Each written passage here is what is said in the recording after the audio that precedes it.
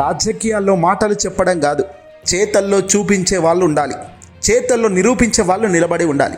ఆంధ్రప్రదేశ్లో చరిత్రలో పేదవాడి సొంతింటి కళ నిజం కావాలి అంటే అది కేవలం గతంలో ఉన్న వైఎస్ఆర్సీపీ పార్టీ మాజీ ముఖ్యమంత్రి జగన్మోహన్ రెడ్డి గారితోనే సాధ్యము. ఈ మాట మేము చెప్తున్నది కాదు, సాక్షాత్తు కేంద్ర ప్రభుత్వమే పార్లమెంట్ వేదికగా చాటి చెప్పిన గొప్ప ఘటన, గొప్ప సంఘటన ఇది. జగన్ వైపు తిరిగిన కేంద్రం చప్పట్ల వర్షం కురిపించింది పార్లమెంట్ సాక్షిగా. గత 5 ఏళ్లలో గడిచిన 2019 నుంచి 2024 కాలంలో జరిగిన అద్భుత గృహ నిర్మాణ ప్రగతిని చూసి ఢిల్లీ పెద్దలే ప్రశంసలు కురిపిస్తుంటే, ప్రస్తుతం అధికారంలో ఉన్న టీడీపీ ప్రభుత్వ కూటమి కనీసం ఒక గజం స్థలం కూడా ఇవ్వలేక చేతులెత్తేయడం వారి అసమర్థతకు నిదర్శనం కాక మరి ఏమవుతుంది అనేదే ఇక్కడ క్లియర్ గా బయటపడ్డ డొల్లతనం. జగన్ హయాంలో రికార్డుల సునామీతో దూసుకెళ్లారు. వైఎస్ఆర్సీపీ పార్టీ అధినేతగా జగన్మోహన్ రెడ్డి గారు ఏదైనా ఇచ్చిన మాట తప్పడు చూడు అనే పాటలో ఎలాగైతే ఉందో అచ్చం అదే మాదిరిగా పరిపాలన కూడా సాగించారు. 2019 నుంచి 2024 మధ్య కాలంలో కరోనా లాంటి కష్ట సమయం వచ్చింది. ప్రపంచవ్యాప్తంగా మొత్తం కరోనా కాలంలోనే ఇల్లదీశారు. అయినా కూడా వెనుకడుగు వేయలేదు. జగన్మోహన్ రెడ్డి గారు ఒక మొండి పట్టు, తను అనుకున్న లక్ష్యం వైపు వెళ్ళాలి అనే క్రమశిక్షణ తనను ఈ వీటిలో సక్సెస్ అయ్యేలా చేసింది. 1 కాదు 2 కాదు 31 లక్షల మందికి ఇళ్ల పట్టాలు ఇచ్చారు. అందులో దాదాపుగా 7 లక్షల ఇల్లులు పూర్తి చేసి అద్భుతంగా దీన్ని శభాష్ అనిపించారు. దీనికోసం అప్పుడు రాష్ట్ర అధికారంలో ఉన్నప్పుడు వైఎస్ఆర్సీపీ పార్టీ ప్రభుత్వం 15,715.32 వేల కోట్ల రూపాయలు ఖర్చు చేసింది అంటూ సాక్షాత్తు పార్లమెంట్ సాక్షిగా కేంద్ర మంత్రి తోఖాన్ సాహు స్వయంగా లిఖితపూర్వకంగా వెల్లడించారు. దీంతో అందరూ కూడా జగన్ శభాష్ అంటూ పార్లమెంట్ సాక్షిగా గలమెత్తారు. కేవలం ఇల్లు కట్టడమే కాదు, ఆ ఇంటి చుట్టూ ఆ ఇంటి పట్టాను ఇంట్లోని ఆడబిడ్డ పేరు మీద ఇచ్చి వారి ఆత్మ గౌరవానికి రక్షణగా నిలిచిన వ్యక్తి ఎవరైనా ఉన్నారు ఈ రాష్ట్రంలో, ఈ దేశంలో అంటే అది ఆంధ్రప్రదేశ్ మాజీ ముఖ్యమంత్రి జగన్మోహన్ రెడ్డి గారే. ఆకాశమంత ఎత్తుకు పెంచిన ఘనత జగన్ది. 17,000కు పైగా కొత్త కాలనీలు నిర్మించి వాటిని ఆధునిక గ్రామాలుగా తీర్చిదిద్దారు. అంటే ఏమీ లేని చోట ఏకంగా జగన్ ఇచ్చిన ఈ ఒక్క సంస్కరణతో ఇల్లులు, ఊర్లే ఏర్పడ్డాయి. కొత్తగా అనేక ఊర్లు వచ్చాయి. 17,000కు పైగా కొత్త కాలనీలు నిర్మించారంటే ఇది మామూలు విషయం కాదు. ఎంతో సమర్థత, ఎంతో క్రమశిక్షణ, సమయానికి డబ్బులను పంచడం అంటే డబ్బులు రిలీజ్ కావడం లాంటివి ఎన్నో సీరియస్గా తీసుకొని ఉన్నారు కాబట్టి ఈ విజయం వచ్చింది. ఇప్పుడు దీన్ని కూటమి వాళ్ళు ఒప్పుకుంటారా?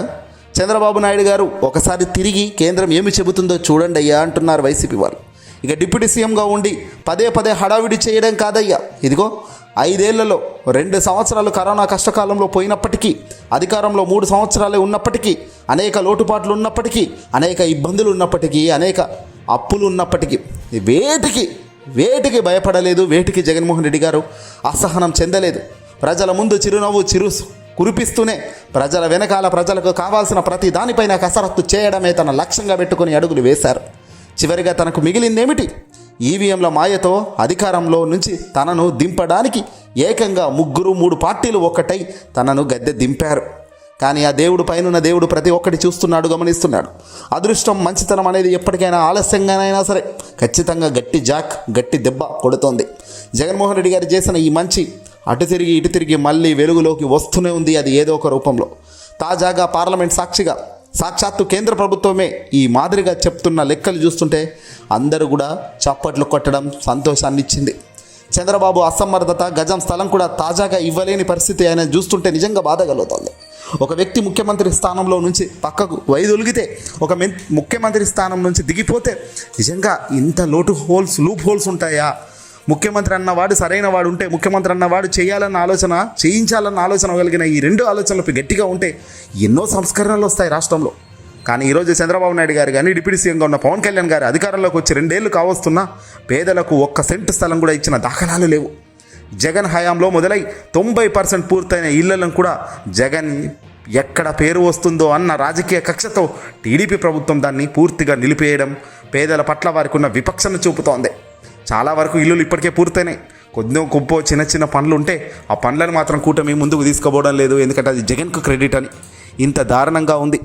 ఉగాది నాటికి 3 లక్షల ఇల్లులు ఇస్తామని ప్రలోభాలు పలికిన చంద్రబాబు, పవన్ కళ్యాణ్ ఆ పండుగ వెళ్ళిపోయినప్పటికీ కూడా 1 అడుగు కూడా ముందుకు వేయలేదు.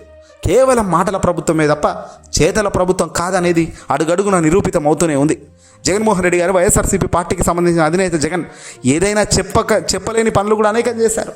మహిళలకు రక్షణగా యాప్ని తీసుకొచ్చి మహిళలకు ఏకంగా ఫోన్ 4 సార్లు 5 సార్లు ఊపితే చాలు అక్కడ ఉన్న సరౌండింగ్స్లో ఉన్న పోలీస్ వ్యవస్థకు ఆ లింక్ పోయి వాళ్ళు అప్రమత్తమై పోలీసులు పరిగెత్తుకుంటూ వచ్చే కార్యక్రమం జరుగుతుంటుంది. ఇవన్నీ కూడా సంస్కరణలు జగన్ చెప్పినవి చెప్పలేనివి అనేకం చేసినప్పటికీ కూడా అల్టిమేట్గా గ్లోబల్ ప్రచారం ఫాల్స్ అజెండాతో తనను గద్దె దించారు, గద్దెనెక్కారు. ఏదేమైనప్పటికీ కూడా కాలం సమాధానం తిరిగి ఇస్తుంది. కేంద్ర ప్రభుత్వం ఇచ్చిన ఈ నివేదిక టీడీపీకి ఒక గట్టి హెచ్చరిక లాంటిది అవుతుంది. ఇప్పుడు పేదవాడి పొట్ట కొట్టి వారి ఇళ్లను అడ్డుకుంటున్న ప్రభుత్వానికి ప్రజలే బుద్ధి చెబుతారు.